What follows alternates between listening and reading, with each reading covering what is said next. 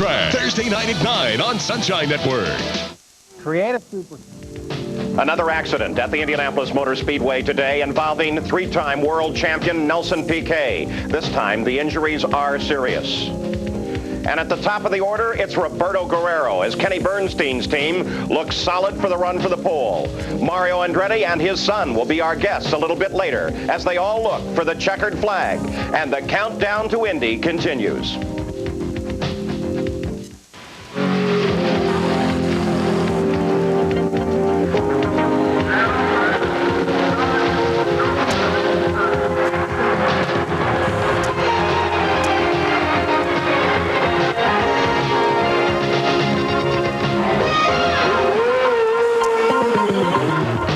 Everyone here at the Indianapolis Motor Speedway is concerned tonight about the condition of Nelson Piquet, who was involved in a terrible accident at the Indianapolis Motor Speedway today. His car was running alone on the track when suddenly, coming off of the fourth turn, it veered into the wall. Now, here's the car just before the spin, and as you see, it caught the wall almost head on. We have some other angles of this accident. He suffered a concussion and multiple fractures of both legs and feet. He underwent surgery at Methodist Hospital this afternoon, and of course he will be kept there for some time. But they have one of the best clinics in the country for handling these kind of injuries. In the pits, his crew and teammate looked on.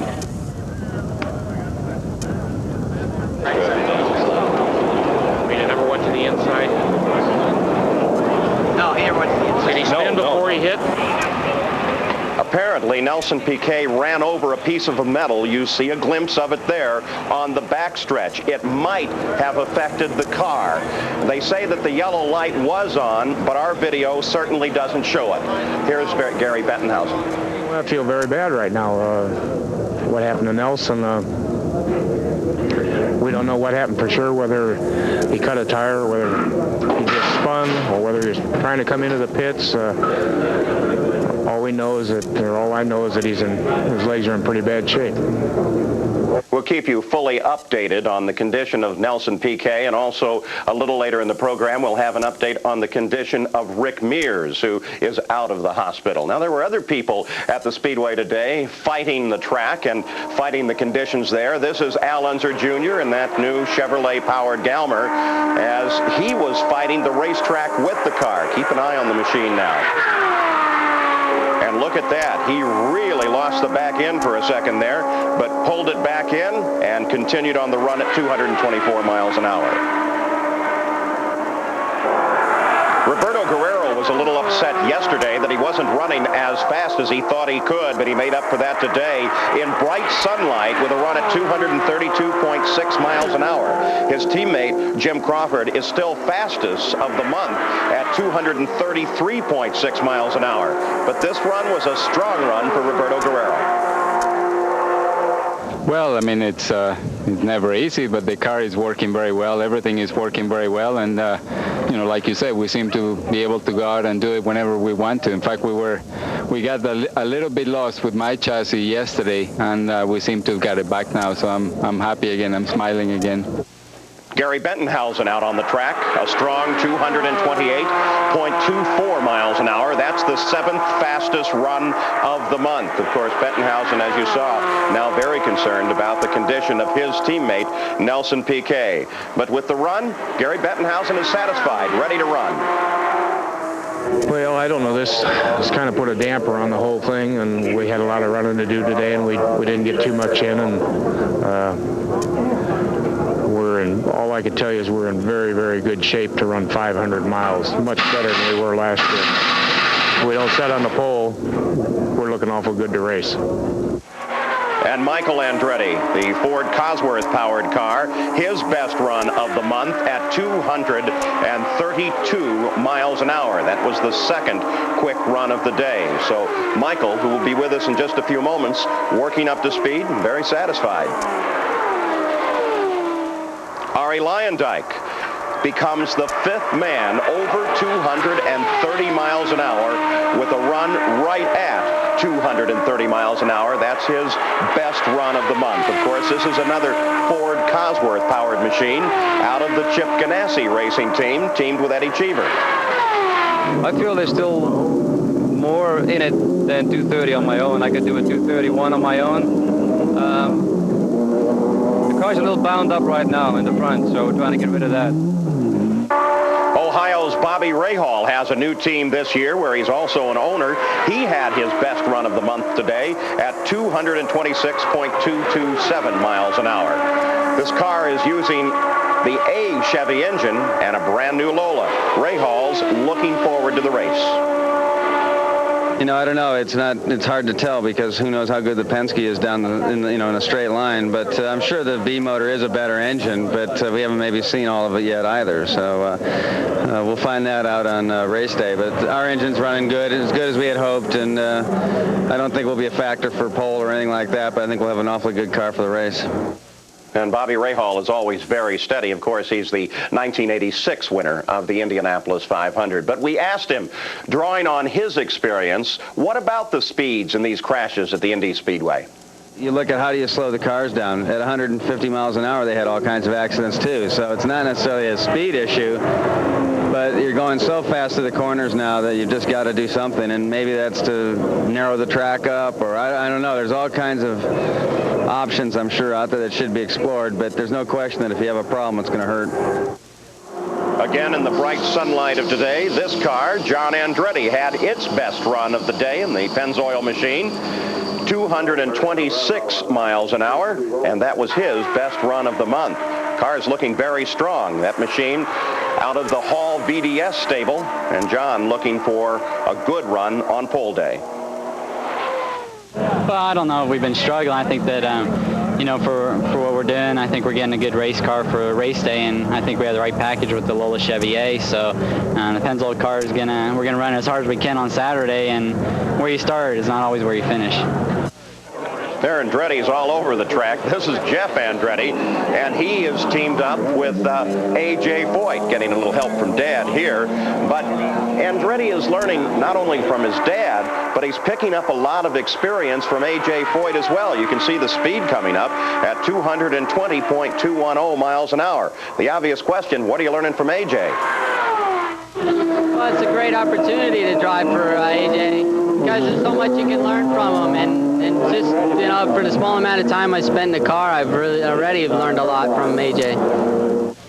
And Jeff's mentor, the great A.J. Foyt, was out today as well, got 29 laps in at 221 miles an hour for his best. So A.J. Foyt now beginning to move up to speed and is expected to try and qualify on Saturday as well. So how do the speeds of the top 10 look at the Indianapolis Motor Speedway today? Roberto Guerrero is the quickest, but Michael Andretti is right behind. There's Arie Luyendyk, then Mario Andretti, down Nelson Piquet, of course, before the accident. That's your top 10. Countdown to Indy is brought to you by RCA, changing entertainment again. By LensCrafters, better fit for greater comfort. By Splitfire spark plugs, more power, more mileage, or your money back. And by GTE, the front runner in telecommunications. Talking about this one or the patent-winning Splitfire? More power? You decide. Put a leading European spark plug up against Splitfire. More direct firepower means more horsepower. Buy extra horsepower by merely installing these plugs. Splitfire. More power or your money back. Get world-class Splitfire performance at leading U.S. retail stores nationwide.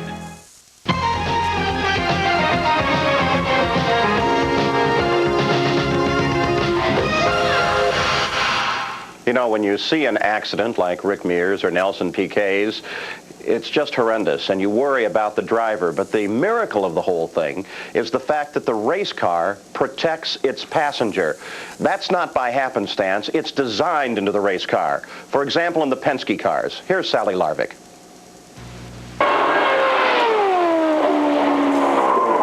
I couldn't understand how anybody could survive. I just thought he had to really be hurt bad. I was really wondering if he was going to be all right after seeing that. That's the way Rick Mears' crash looked like to most of us, who equate flying parts and spinning cars to certain tragedy.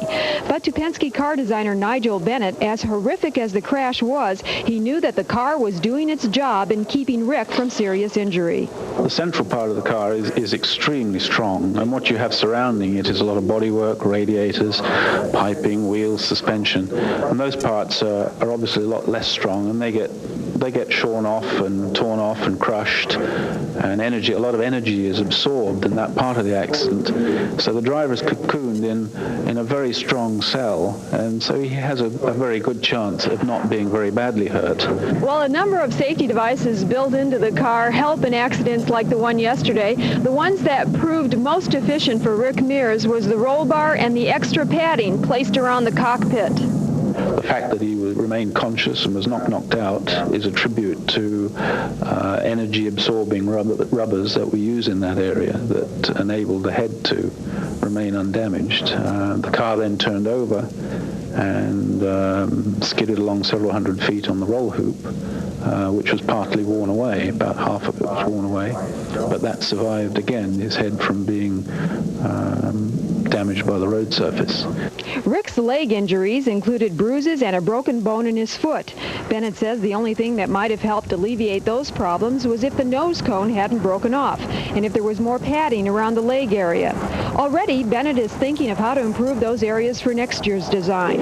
Safety is an ongoing concern for these Indy cars. Crash testing is mandatory, and design for speed goes hand in hand with assuring safety for these drivers. But talk is cheap, as they say. Results are what's important, and we all witnessed those yesterday. This is Sally Larvick. In the May 11th issue of Sports Illustrated, Ed Hinton has a magnificent article on the Andretti family. It's called Inherit the Wind. And truly, when you speak the name Andretti, you're talking the great legacy of IndyCar racing. Wins, championships. With us, Mario Andretti and Michael Andretti, the reigning PPG Cup champion. Let's talk with you first, Mario, and go back, as they do in Sports Illustrated. The first days when you actually knew that you wanted to become a race driver, and that your brother, Aldo, was also interested, and you were actually competitive for a while.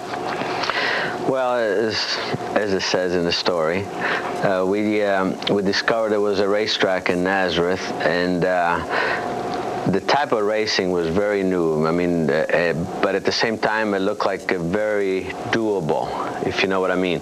Didn't look that sophisticated. Didn't cost $500,000. Didn't cost $500,000. So I thought, heck, I can get a few buddies together, you know, with their lunch money, and pool it and just come up, you know, with enough money to build our own car, and that's what we did.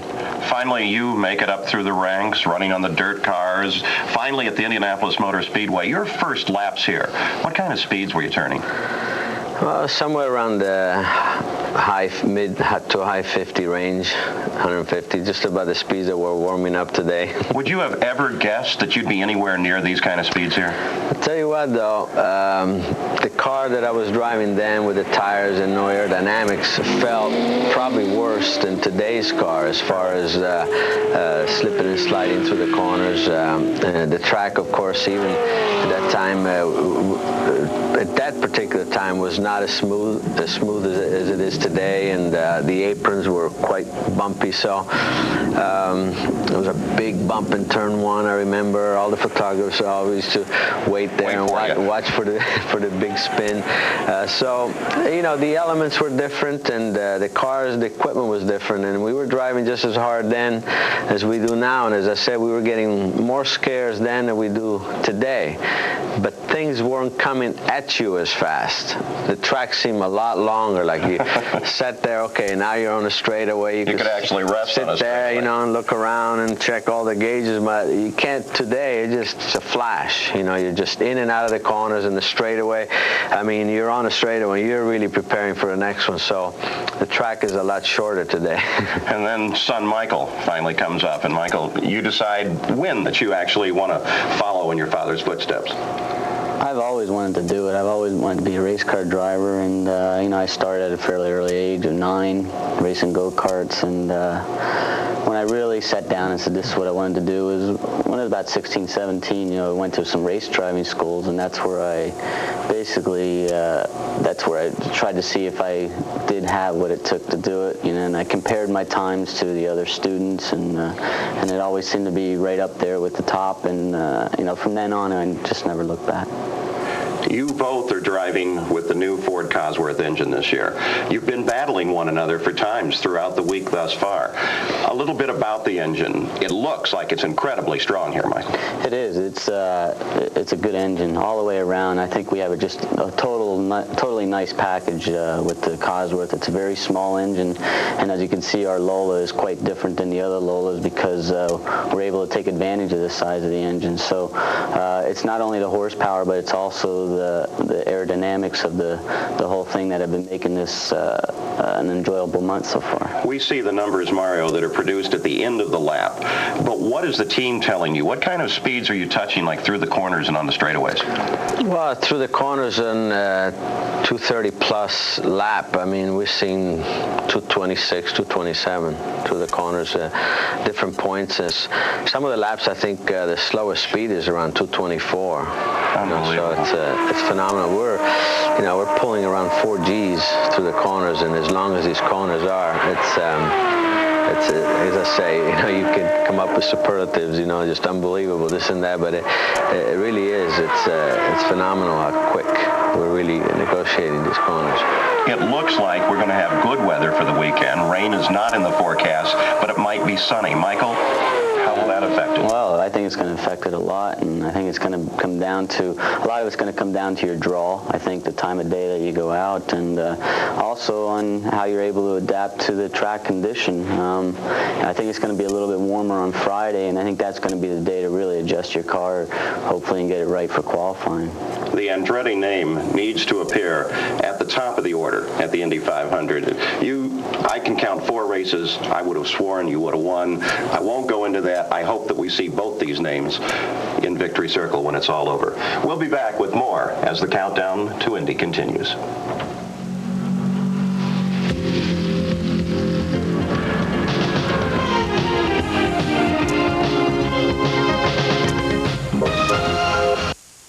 My job is to drive this race car fast. At the speeds I travel, I can't afford to wear glasses that slide down my nose. I go to Lens Crafters because they have so many ways to make glasses fit better, like silicone nose pads that keep my glasses from slipping, and their exclusive featherweights are the lightest glasses I've ever worn. As a race car driver, my life depends on the choices I make. That's why for a perfect fit, I choose Lens Crafters.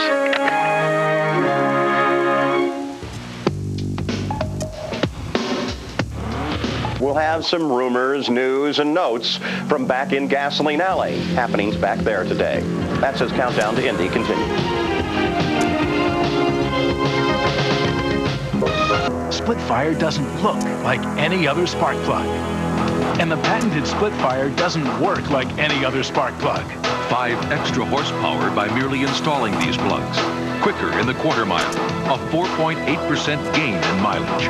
There's nothing like a Splitfire. And more mileage, or your money back. Get the guaranteed Splitfire advantage at leading automotive stores from coast to coast. Research Institute, P.O. Box 838. That's P.O. Box 838, South Norwalk, Connecticut, 06854. Or call 1-800-82-LUPUS. That's 1-800-82-LUPUS. 1-800-82-LUPUS. Call now. Countdown to Indy has been brought to you by RCA, changing entertainment again. By Lens Crafters, better fit for greater comfort. By Splitfire spark plugs, more power, more mileage, or your money back. By Cellular Services of Indiana for all your cellular needs. And by GTE, the front runner in telecommunications.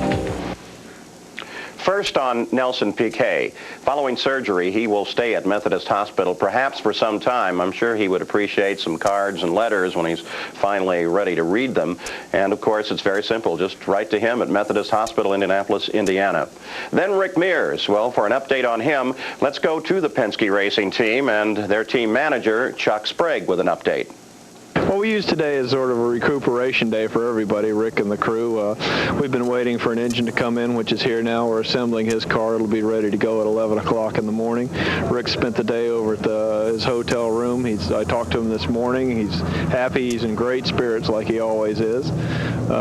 He's not feeling bad at all considering the magnitude of the ride he went for yesterday. And tomorrow morning we'll get back on with business as usual. And don't forget, last year, on the day before the pole run, Rick Mears crashed. They repaired the car. He went out, took the pole, and won his 4th Indianapolis 500-mile race. So don't count Rick Mears out ever. Now some news and notes from Gasoline Alley. First of all, Gerald Davis is now working on a new wastegate off of the Ford Cosworth XB engine, trying to adapt it to the older Cosworth DFS engine. And you may see that adaptation on both Lynn St. James and Jovi Marcello's car before the weekend is out.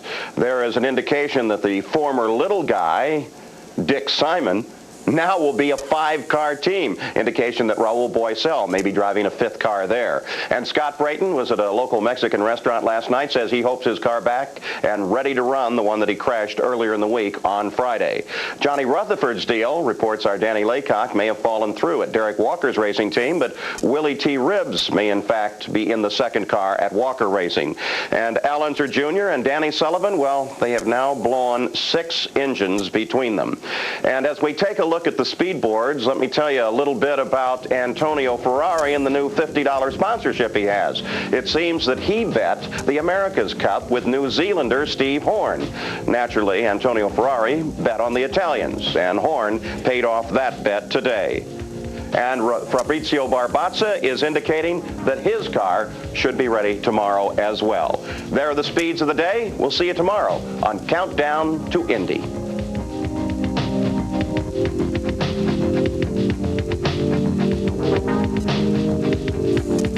Sign of hanging up his spandex, but starting this week, Spidey is going to have an interesting birthday. Spider-Man's first birthday present is a series of 4 comics, all with holograms on the comic book hero on the cover. His second present, the discovery that the parents of his orphan alter ego are alive and well. From all of us at E-News, we can... For a time, rain controlled the track at the Indianapolis Motor Speedway for the first time this month.